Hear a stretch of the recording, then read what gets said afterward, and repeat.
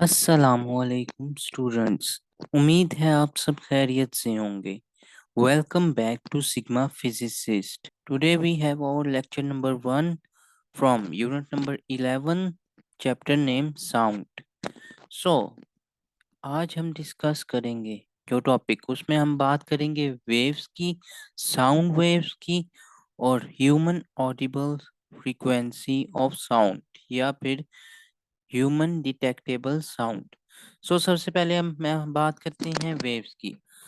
Waves are a disturbance in the medium which transfer energy with और without transferring matter.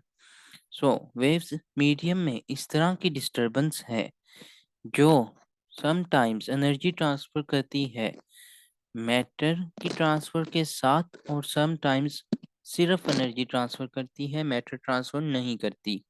जैसे फर्ज करें आपके पास कोई समंदर है और समंदर की लहरें वहां पर एनर्जी भी ट्रांसफर कर रही होती हैं, और एट अ सेम टाइम पानी जो कि एक मैटर है वो भी ट्रांसफर कर रही होती हैं।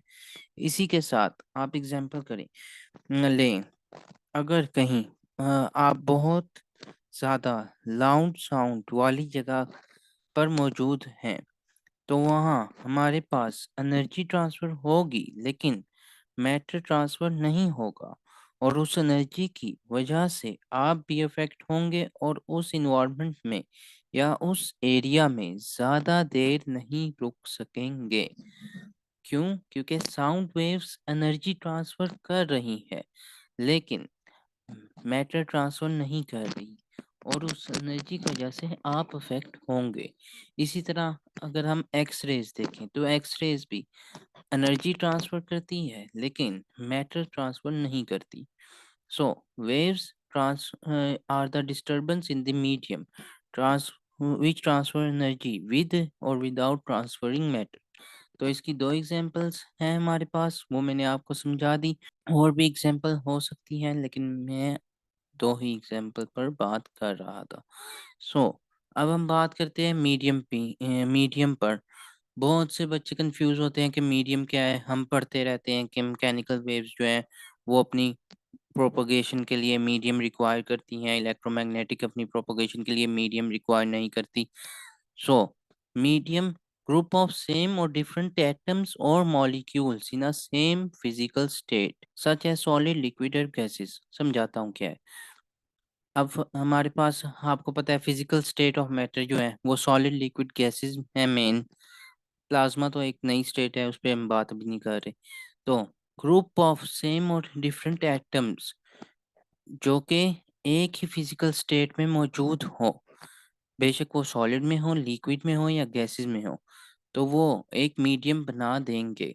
जैसे इस टाइम आप अपने रूम में लेक्चर देख रहे हैं। सो आपके पास रूम में ऑक्सीजन और कार्बन डाइऑक्साइड मौजूद होगी। दोनों गैसेस हैं, गैसेस दोनों एक ही फिजिकल स्टेट में हैं। बहुत सारे ऑक्सीजन और कार्बन डाइऑक्साइड के मॉलिक्यूल होंगे। So it will form a group. तो वहाँ पर हमारे पास एक एयर का मीडियम मौजूद हो सकता है। इसी तरह हम जब अपने बाहर एटमॉस्फेयर की बात करते हैं तो वहाँ पे हमारे पास oxygen, nitrogen, carbon dioxide, carbon monoxide, बहुत सेम गैसेस मौजूद होती हैं। लेकिन सारी गैसेस सेम फिजिकल स्टेट में होती हैं, तो वहाँ पर हम कह सकते हैं कि हमारे एटमॉस्फेयर एयर मीडियम है, इसी या मीडियम ऑफ एयर है। इसी तरह लिक्विड का जो हमारा मीडियम है, जैसे पानी या समंदर या किसी ग्लास में कोई पानी मौजूद हो, तो हम कहते हैं कि ये हमारे पास लिक्विड का मीडियम है। So this is basically medium. उसके बाद हम बात करते हैं मीडियम इसके ऑपोजिट केस की। सो जहाँ पर हमारे पास ग्रुप ऑफ एटम और मॉलिक्यूल किसी भी फिजिकल स्टेट में प्रेजेंट ना हो और एक एम्प्टी स्पेस बना दे, तो उस रीजन को हम वैक्यूम कहेंगे। जैसे हमारी जो अर्थ के एटमॉस्फेयर के आउटसाइड स्पेस मौजूद है। अब स्पेस हमारे पास क्या है? वैक्यूम है। वहां पर हमारे पास कोई एटम्स या मॉलिक्यूल्स एयर के या ऑक्सीजन के मौजूद नहीं हैं, इसीलिए हम उसे वैक्यूम या स्पेस कहते हैं, और वहां पर लाइफ भी इसी वजह से पॉसिबल नहीं है। तो वैक्यूम के कॉन्सेप्ट को समझना हमारे लिए इसलिए भी ज़रूरी है क्योंकि नेक्स्ट लेक्चर में हम प्रूव करेंगे कि साउंड वेव्स और मैकेनिकल वेव्स वहाँ पर वैक्यूम का कॉन्सेप्ट यूज़ हो रहा है। सो वैक्यूम मैंने आपको समझा दिया कि कोई भी एटम या मॉलिक्यूल किसी भी स्टेट में मौजूद ना हो और एक एम्प्टी स्पेस बना दे, तो उस एम्प्टी स्पेस को हम वैक्यूम का नाम देते हैं। इसके साथ हम अपने टॉपिक की तरफ बात मूव करते हैं। So we were discussing about sound. Sound is a form of energy produced by a vibrating body. So sound क्या है? एनर्जी की फॉर्म है जो कि वाइब्रेटिंग बॉडी की वजह से प्रोड्यूस्ड होती है। जैसे गिटार वगैरह आप देख लें, म्यूजिकल इंस्ट्रूमेंट, मेरा या आपका बोलना, ये भी एक वाइब्रेशन होती है, उसकी वजह से साउंड प्रोड्यूस्ड होती है। उसके बाद हम बात करते हैं साउंड वेव्स।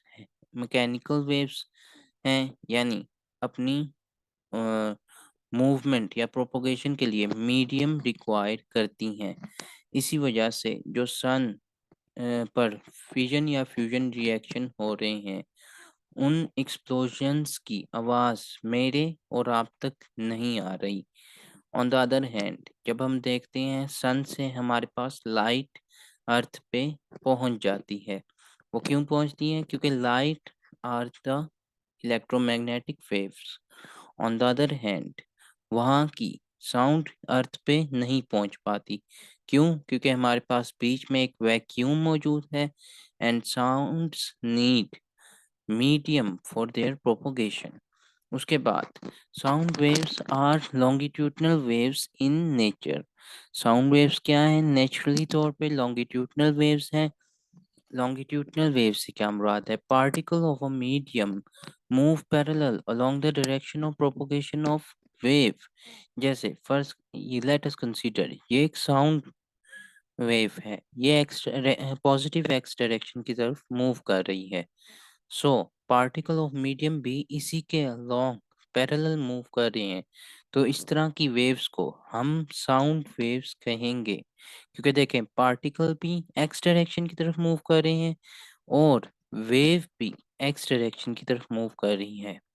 तो इस तरह की वेव्स को हम लॉन्गिट्यूडनल वेव्स बोलेंगे and sound waves are longitudinal waves in nature.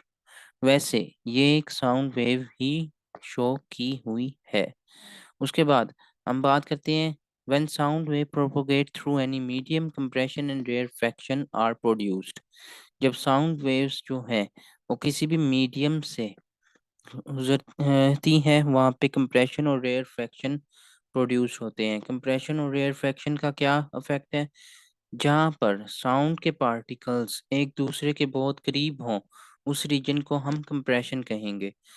जबकि जहाँ पर हम साउंड वेव्स के पार्टिकल्स एक दूसरे से फासले पर मौजूद हों या दूर हों, उस रीजन को हम रेयर फ्रैक्शन बोलेंगे।